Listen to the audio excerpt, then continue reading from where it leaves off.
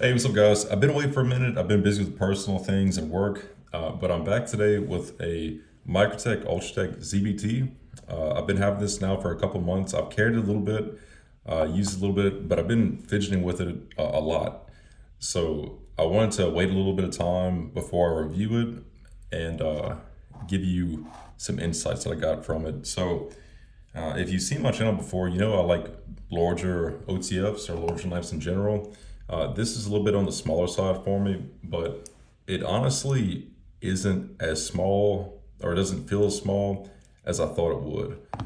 To go ahead and compare it to a larger OTF, this is it with the Combat Troodon Gen 3, and this is it with the Combat Troodon Gen 2, and this is it compared to a Benchmade Infidel.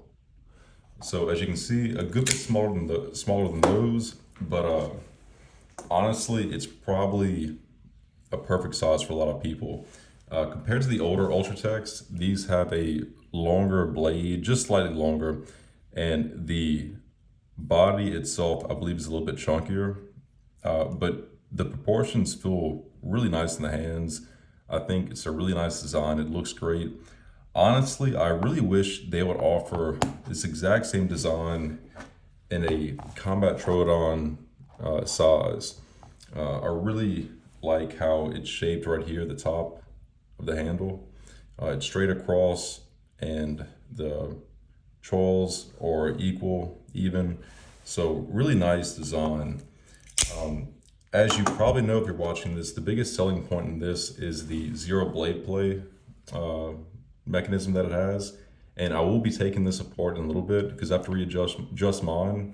I do have some opinions about that. So far, it's worked great. It is time to readjust it.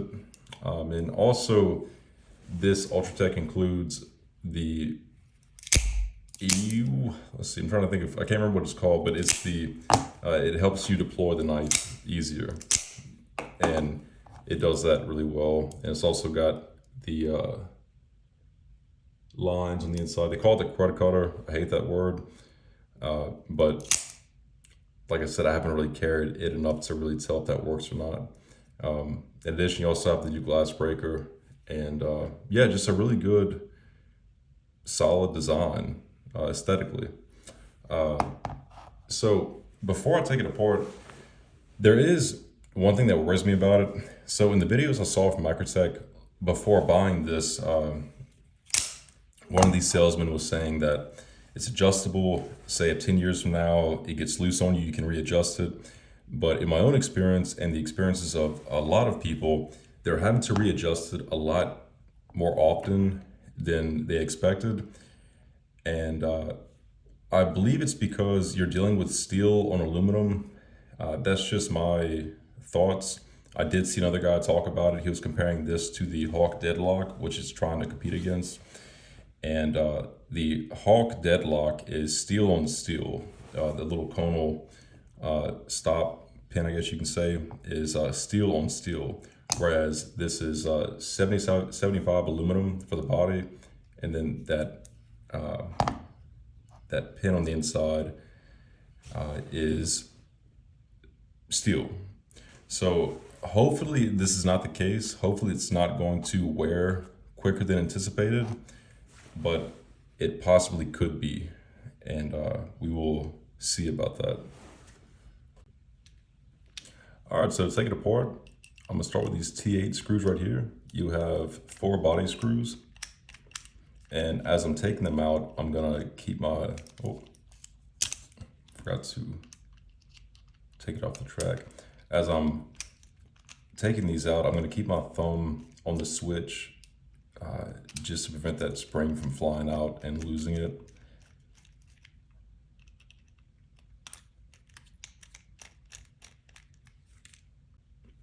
All right, so we got those out. So next I'm gonna take my T30 and I'm gonna go ahead and pop that bottom screw out.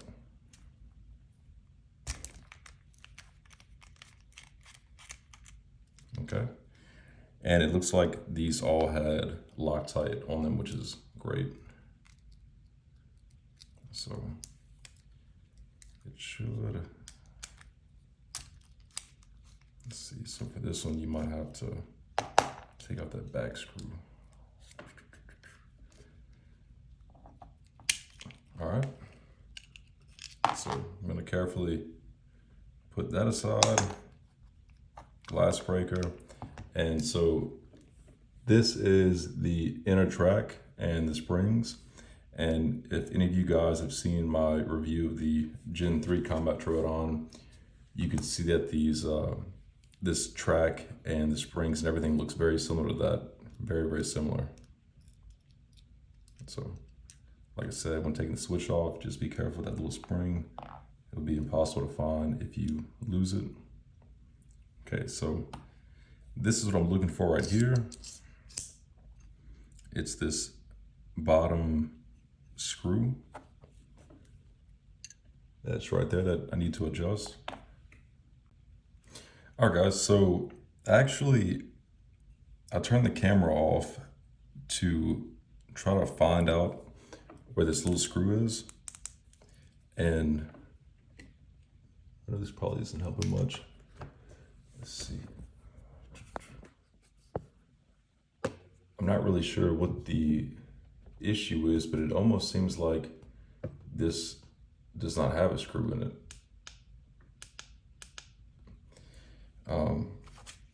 I don't know how that could have happened. I don't know if I'm just not seeing it or if it fell out. It started to get pretty loose on me, I guess about 3 days ago. I tried feeling around in there and I cannot feel anything, and I can just see the threads. So I don't know if you can see that.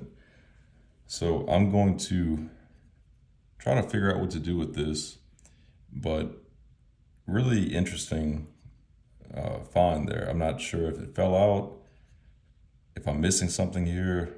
I'm pretty confused at the moment, actually. All right, guys, so I had to stop for a second and make sure I was looking at it clearly, making sure I wouldn't miss anything. But after checking it out, I am certain that this little set screw that goes right there at the bottom is missing. It must have fallen out 3 or so days ago whenever the blade plate started. I'm a little bit disappointed. I know these things happen. It's not a big deal.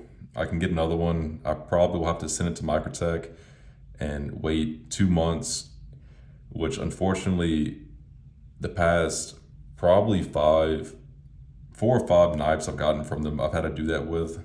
I've had issues with every single one of them. I'm not a hater. I'm not trying to dog on any kind of company. I don't feel that strongly about it, but it is really frustrating because this is a nice design and it's been working well. However, this knife has not seen any real use other than just fidgeting with it. I haven't really carried it.